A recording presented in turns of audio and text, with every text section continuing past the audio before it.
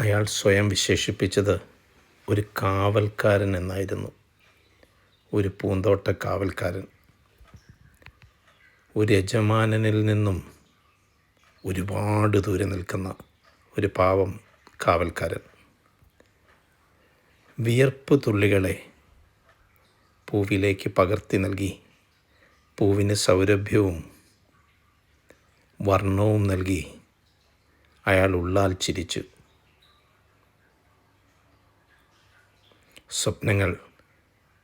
അയാൾ സ്വപ്നങ്ങളിലേക്കുള്ള യാത്രയിലായിരുന്നു. പരിഹാസങ്ങളും പരിദേവനങ്ങളും അയാളെ തളർത്തിയില്ല. പൂക്കളോടും ചെടികളോടും പുൽച്ചാടികളോടും പുഴയോടും പുഴുക്കളോടും കാറ്റിനോടുമൊക്കെ കഥകൾ പറഞ്ഞ് അയാളിങ്ങനെ പറമ്പിലൂടെ നടന്നു. സ്വപ്നങ്ങൾക്ക് ഊന്നുവടിയായി സ്വന്തം ഊർജം അയാൾ നൽകി. കാലിടറി വീഴാതിരിക്കാൻ കരളിൽ കനമുള്ള കവിതകൾ അയാൾ പാടി. മനസ്സു വഴുതിയപ്പോഴൊക്കെ പ്രകൃതിയിലേക്ക് ഇറങ്ങി നടന്ന് സ്വാന്തനത്തിൻ്റെ മന്ദമാരു തന്നെ ആസ്വദിച്ചു. കയ്യിലെ തഴമ്പിൽ വർണ്ണചിത്രങ്ങൾ എഴുതി അയാൾ സ്വയം പറഞ്ഞു, അധ്വാനിക്കാൻ കഴിവില്ലാത്തവന് ഈ ഭൂമി സ്വന്തമല്ല. മണ്ണിൽ പണിയുന്നവന് ഈ മണ്ണ് സ്വന്തം. നിറമുള്ള പൂക്കളും നിറമില്ലാത്ത പൂക്കളും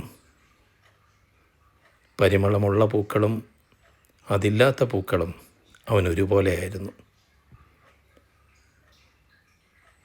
വിയർപ്പ് തുള്ളികൾ പൊടിഞ്ഞു വീണ് അത് മണ്ണിൽ ലയിച്ച് അതേറ്റു വളർന്ന ചെടികളിൽ വളരുന്ന മക്കൾ എങ്ങനെയുള്ളതാണെങ്കിലും അത് സ്വീകരിക്കുകയും അംഗീകരിക്കുകയും ചെയ്യുക എന്നുള്ളത്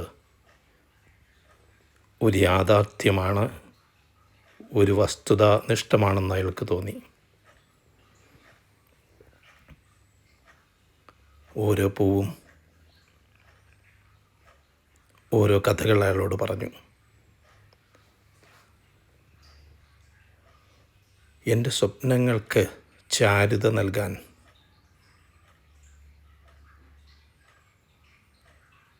ഈ ചെടികൾക്കും പൂക്കൾക്കും ഈ പ്രകൃതിക്കും ചിത്രശലഭങ്ങൾക്കും കഴിയുമോ എന്നെനിക്ക് സംശയമില്ല. എന്നെ ഞാനാക്കാൻ ഈ പ്രകൃതിയിലെ ഓരോ ചെറുജീവിക്കും കഴിയും എന്ന് ഞാൻ ഉറച്ചു വിശ്വസിക്കുന്നു.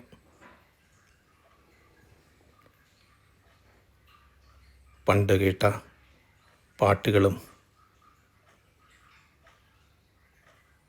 കവിതകളും ചിത്രങ്ങളും മനസ്സിൽ കോറിയിട്ട്